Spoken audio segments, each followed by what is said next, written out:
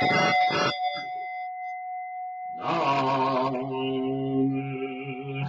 Myoho Renge Kyo Nam Myoho Renge Kyo Nam Myoho Renge Kyo. Hi everyone, Sifu Sylvain with you again today. I'm doing this walking meditation sitting down indoors today.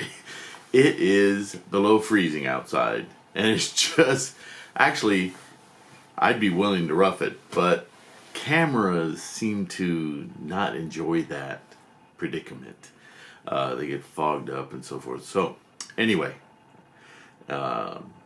I wanted to address something today. I've been getting questions lately on Quora that reminded me of something that maybe I don't bring up often enough. It may be a normal human tendency, but as I talk about the cosmology of Buddhism, and I've referenced quantum field theory and wave theory in the past, there's a tantalizing, maybe I should use a different word. It would be easy to study all that material and look at Buddhism from that standpoint and fall into a trap that early Buddhist sects did, that would lead you to some form of monism. And if you don't know exactly what monism is, and you're into reading and research on that, you can go, Stanford has a great page on monism. But suffice it to say that there is one critical, crucial difference. And this is a critical, crucial difference that I must identify, although I have in the past, and maybe I'll say it differently today, and I'll reach more of you. That's a fundamental of Buddhism. And the reason Buddhism even was expounded, created, founded, Shakyamuni discovered or revealed this truth. And the raison d'être, if you will, of Buddhism is not to discover some ultimate source, some ultimate point that we all share, that we all come from. See, that's our tendency toward finding, call it a creator, call it anything other than ourself, our own experience and perception. Anytime our mind drifts in that direction, what we're doing is we're pushing away our own involvement, our own responsibility, our own experience, in fact, our own identity, which is ironic, of self. Now that sounds like a contradiction, right? Because Buddhism spends a lot of time talking about non-self, non-soul, non-existence. But what you must understand, and this is fundamental, Buddhism is about living life. Buddhism is about this life, how we experience it, how to experience it fully, with joy, compassion, in a truth that transcends this idea of self. This idea that every perception we have defining our experience is absolute. See, this is the human condition, in fact. And this is what Buddhism spends most of its time on, identifying that it is our identification with our experience, our perceptions, things, the worldview that each of us have, that is the basis of all our suffering and pain. Why? Because we want it, whether we think it consciously or not, we desperately want to keep it. And it is that craving, that desire for permanence in all things that drives our neuroses about it. So when Buddhism goes to the granularity of energy, beyond particles, beyond matter, and identifies the mind as the playground of our experience, our mindfulness, this is the core here. It's about understanding that everything, and you've heard it said a million different ways, but I'm going to say it different today. You've heard it said that this very existence is enlightenment. What does that really mean? Well, I'm going to tell you. This human life experience in samsara, in this condition, with all of its foibles and all of its tripwires to create suffering and emotions and feelings and in all of that experience, if we can simply be mindful that it is all created, we're the creators. I am creating this. You are creating your own perceptions as you watch this. I'm your world. That's enlightenment. Understanding that all your perceptions and experiences are free of constraints, free of being created by other. Not just other people, but the sky, the earth, the universe, the sun, all of it. Although you experience it as immediate and ongoing, it is your experience that is everything. In that experience of you-ness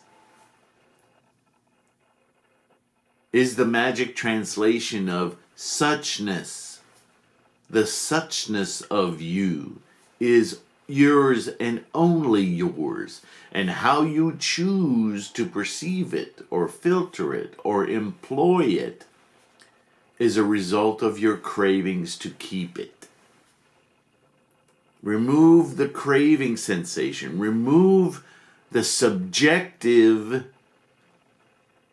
hanging on to wanting perceptions, and simply allow them to be as just experiences, like waves on an ocean. The ocean does not depend directly on the waves in order to exist. The waves are simply temporary instantiations of conditions and tendencies of the surface of the ocean, not even the entire ocean. I know you could take that apart more, and this is what Buddhism does. It could take it apart all the way to the molecular composition and behaviors of H2O and salt and tidal shifts and on and on and on and on. And I realize because Buddhism does that, you can get lost in the thingness of Buddhism, the thingness of the ocean. But I implore you, always, always, always come back to the idea that all of that information is to help you to understand that you are the creative force, that you yourself as an idea of self are just doing what the idea of all the other selves are doing. It's a very combinatory, if I can make up a word, it combines us in the effort. We are not other in that sense. We are not other because to see ourselves as other is to, again, attach ourselves to the idea of permanence. We are an experience. If we start to see ourselves as an experience instead of a thing experiencing, then we begin to understand how amazing, precious, and wonderful this experience is. It's a shared experience. The differentiations we make in the parlance of Buddhism are illusory. They're illusory because they lead us to the idea of permanence and attachment, and that precipitates pain, suffering, emotions. Admittedly, this is a very difficult place to be all the time. This is why ultimately Buddhism says, if you're working to help others to see this, well, how often has it been said, that there is no better way to learn than to try to teach. That's Bodhisattva practice. That's it. It's that simple. And you don't, even if you think about teaching this experience to others and how to perceive experience, without even actually doing it, although I encourage you to attempt to do it, or maybe you're a good communicator and you can really do it. Oh, please do that.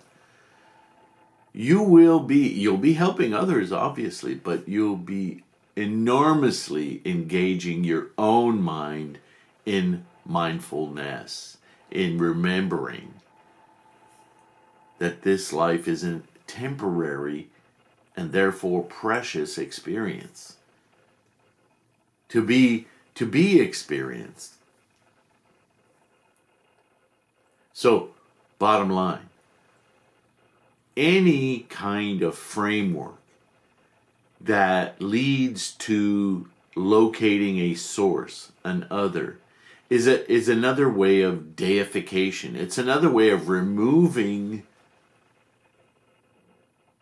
the fundamental energy of life to another location, another place, another thing, another whatever. And that's a fallacy. That is what leads us all to pain.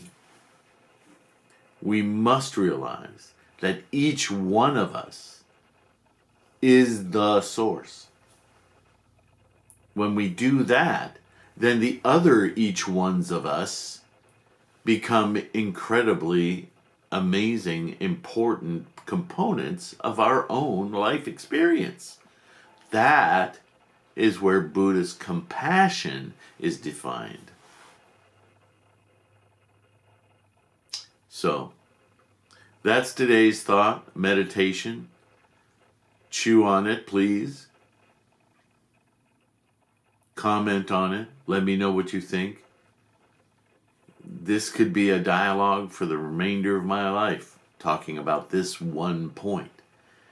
But I know I myself, I get caught up in going into all these other granularities because I think they're important, and they are. And this is what Shakyamuni and other bodhisattvas, Nagarjuna, Nagarjuna, Vasubandhu, Tendai, Nichiren, all of these bodhisattvas have done the same thing for the people of their time.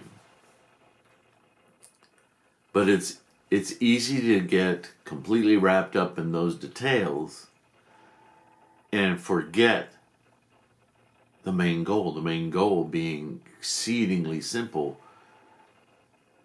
but so profound that it spawns all of these questions that ultimately, for our human experience, we need to get such granular clarity on, rather than just do it. I thank you for participating in these short talks. I hope they're helpful. Again, desperately need your comments. And for those of you who are supporting financially, wow, I can't thank you enough. So amazing. Those of you who can't, love you guys too. Please, you're absolutely essential to this practice of mine. So thank you too. If you can financially support, Patreon, Cocoscope, or just go to my website and use PayPal, send me something, whatever. It's absolutely critical. I have no other way to support myself, so you guys are it. I appreciate your participation. All right? Thanks again. Namu Myoho Renge Kyo. Namu Myoho Renge Kyo. Namu Myoho Renge Kyo.